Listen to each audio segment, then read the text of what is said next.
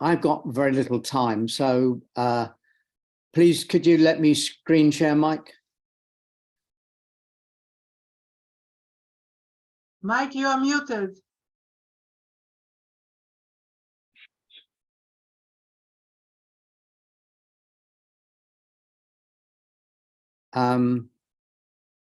Is that okay now? Oh, great, thank you. Okay, let's go.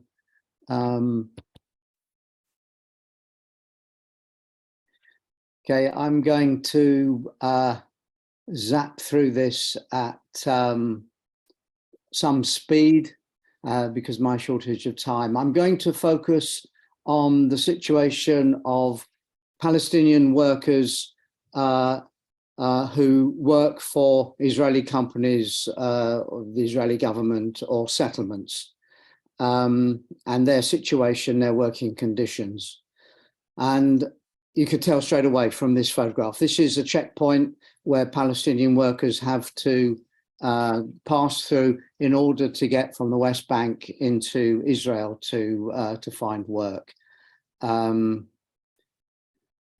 Workers must leave their villages and towns in the early hours, often 4 a.m.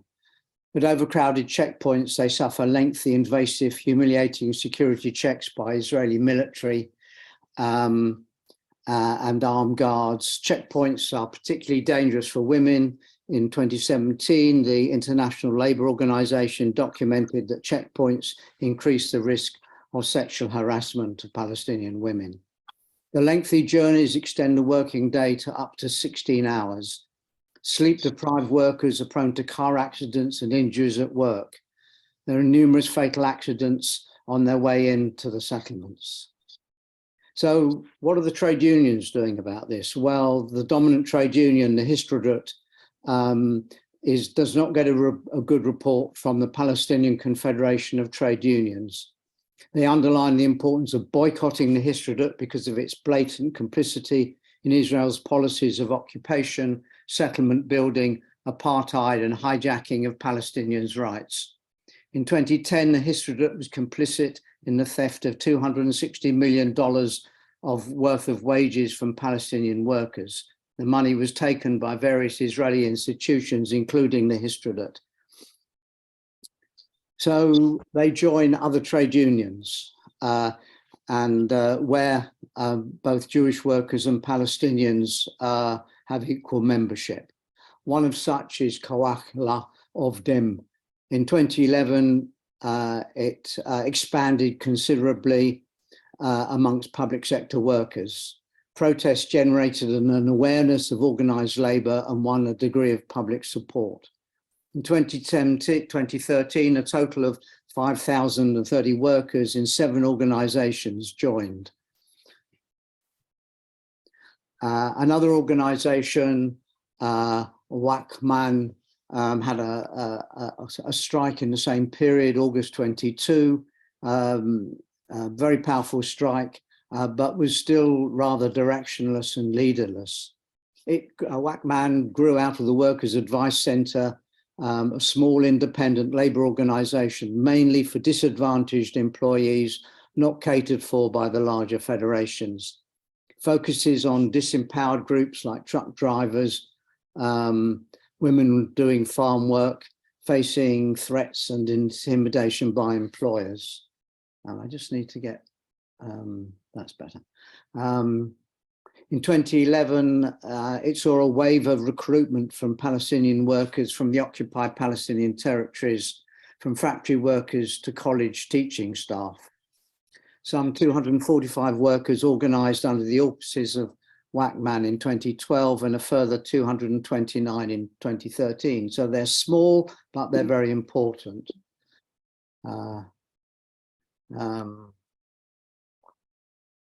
So Palestinian workers in Israel and the illegal settlements. This comes from the International Trade Union Confederation report in 2020.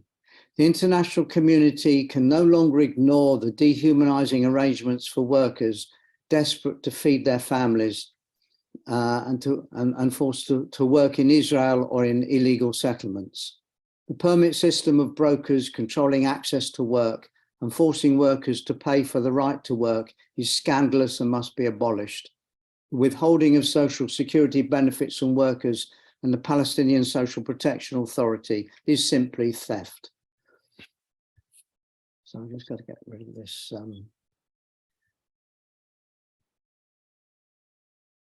Sorry, I've got a window here. I want to get out the way. That's better. Thank you. So what you have is a system of bonded employment. The Israeli civil administration issues a permit for workers who meet the security criteria, but only once an Israeli employer files a permit request with the PIA. Permits are issued only in industries where Palestinian workers pose no competition to Israeli workers. So Palestinians' access to work in Israel and the illegal settlements is tightly controlled through this repressive system. Only Palestinians with valid work permits can be legally employed. In 2019, an estimated 133,000 Palestinian workers worked in Israel and the illegal settlements. Permits cost workers between $590 and $739 a month, even when they are only on the minimum wage. But permits are no guarantee of employment. 72% of workers who buy their permits are either traded off between employers, leaving them with no proof of employment or of their employer's identity, and they are left to find work independently and often on a casual basis. The result is that only 41% are paid annual leave and only 11% paid sick leave. Employers, who are also the permit brokers, have a financial incentive to underreport wages and working conditions because this reduces their contributions to social benefit. This appalling system forced some attempt at political reforms, but although some reforms took place in 2016, successive Israeli governments have deferred implementation of the changes, and the underground and the exploitative business continues unabated. And in the illicit market, in permit broking, in fact, this market is increasing and has gone up from 40 to 49% of the workforce. Just to take a look briefly at the COVID crisis, the impact of the pandemic in the occupied territories increased Palestinians' dependency on Israel for employment. In April 20, over 453 Palestinian workers had lost their jobs and over 115,000 families were pushed into poverty. That's both in the occupied territories and outside. The World Bank estimates that 30% of families in the West Bank will be living in poverty, up from 14%. Remember, this is out of date by 3 years. In Gaza, it was estimated that 64% of families will be living in poverty, up from 53%. So what is the Palestinian contribution to the Israeli economy? In 2017, Palestinian workers in the Israeli job market generated 40% of the Palestine Authority's gross domestic product. The Israeli construction sector in particular is dependent on Palestinian labor and foreign workers. Palestinians with work permits constitute 22% of the whole of Israel's 272,000 construction workforce. In addition to that, there are 14,000 Palestinian workers without permits. Palestinian workers generate some 66% of the sector's $23.68 billion annual contribution to Israel's GDP. That's 15.12 billion, a third of the GDP. So, sorry, Glyn, we are almost, your time is almost over. Do you want to link it a bit to the Bund? Well, okay. Let me just make one or two additional points and then link to the Bund. I've been going as fast as I can, I'm sorry. Not to be forgotten, there are some 5,000 Palestinian workers in the illegal settlements, and there's a large number of Palestinian children who cannot get to school anymore and are forced to work. Palestinians are forced to work on the illegal settlements, there being no other work. So just to sum up, 50% of Palestinian workers are paid under the minimum wage, 16% only get paid sick leave, 21% only annual leave. There are large proportion suffer from deaths on construction sites, and a total of $188 million of social protection was withheld and $71 million of health insurance withheld. And so we come back to the point of the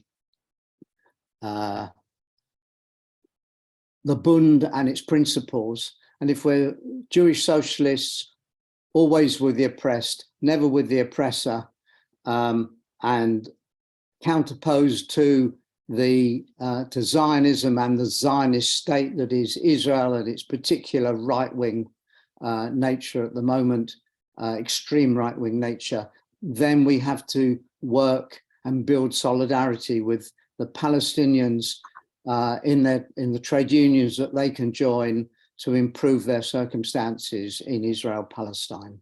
That seems to me to be a fundamental imperative. Thank you very much.